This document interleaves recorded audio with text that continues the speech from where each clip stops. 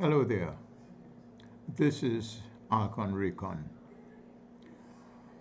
3 days after the World Cup final of FIFA, many thoughts have run through the minds of a number of people who would have watched it, millions of people. In a general way, most of them would say it was probably the best final that they have seen in many years. I don't know how many they've seen. I've seen quite a few. And yes, the character of that game was very strong. One can see the teams were well prepared. And it was not easy for these teams to take the initiative and keep it for a long time, as we could have seen. The most important thing about this is that you've got to look at the teams very carefully.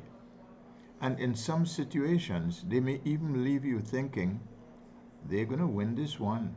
France is going to win this one, or Argentina. But there were so many game changes. There are so many automatic breakdowns in particularly France in the early stage of the game. They had the great player Mbahe, and on the far side Dembele. Those are two wonderful players.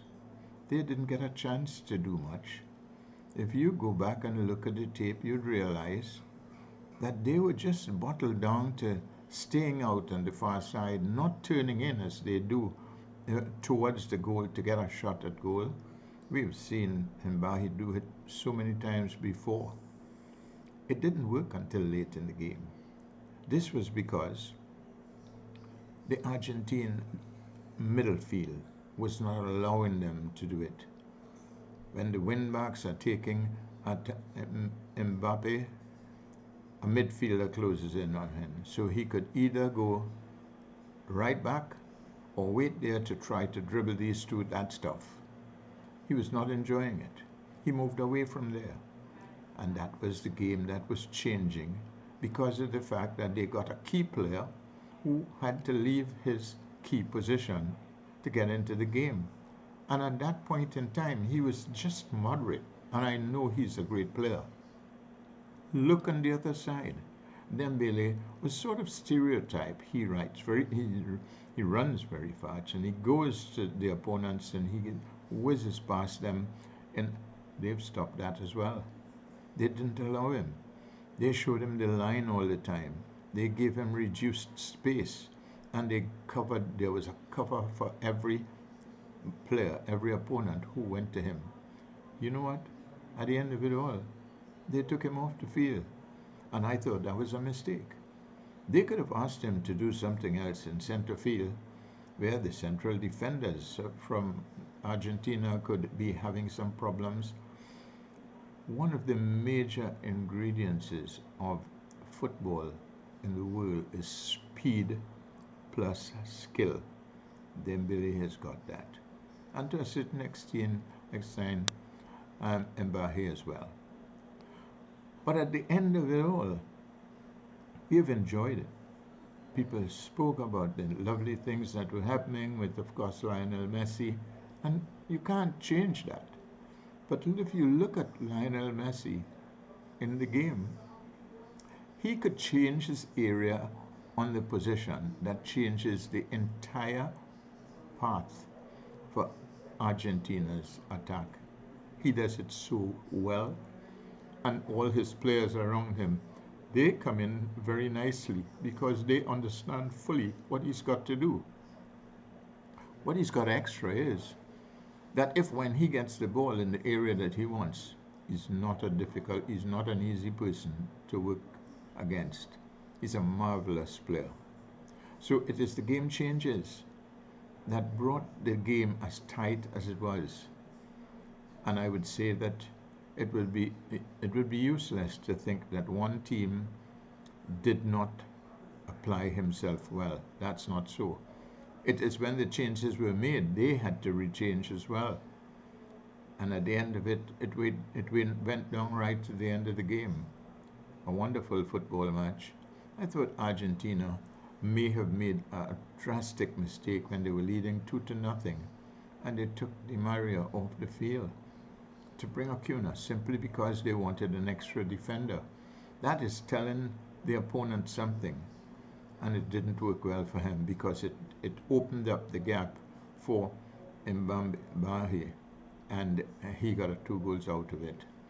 But let's look at it from the point of spectators, entertainment, personal advertising. You want to see Lionel Messi every single day in the year. You want to see the way he works.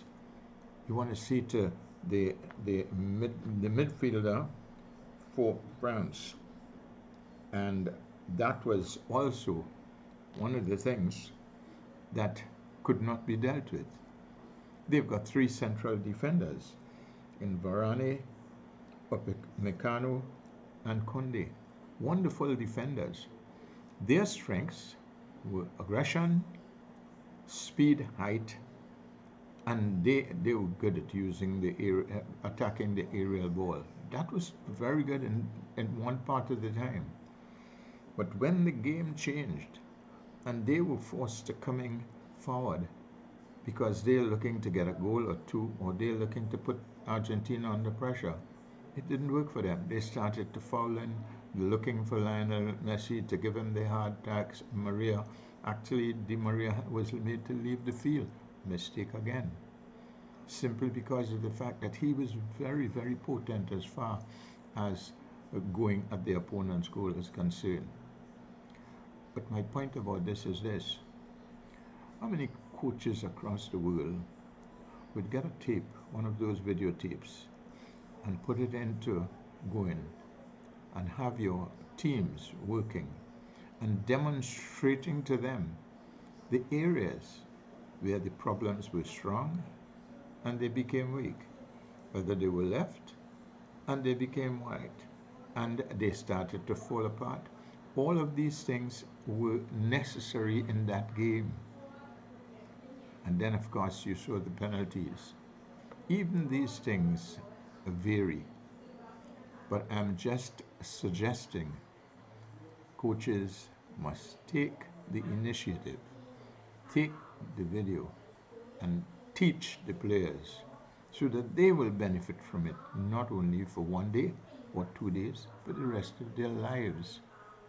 And that's important. Don't let it get away from you.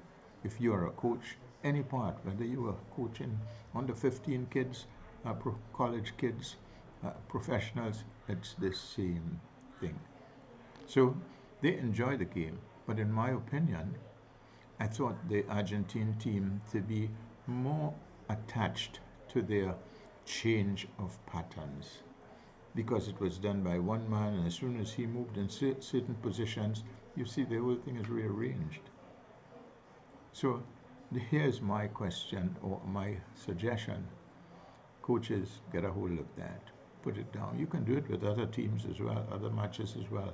But this one was well done. And I appreciate it. Congratulate both the teams. Argentina got it. Thanks to Lionel Messi. Some are saying he's the best player in the world. I'm not going to answer that at this point in time. I'm going to break down Pele and Maradona and Eusebio and a number of them in different environments, and then we'll work out and see who do we really believe is the best player that has ever been. Bye.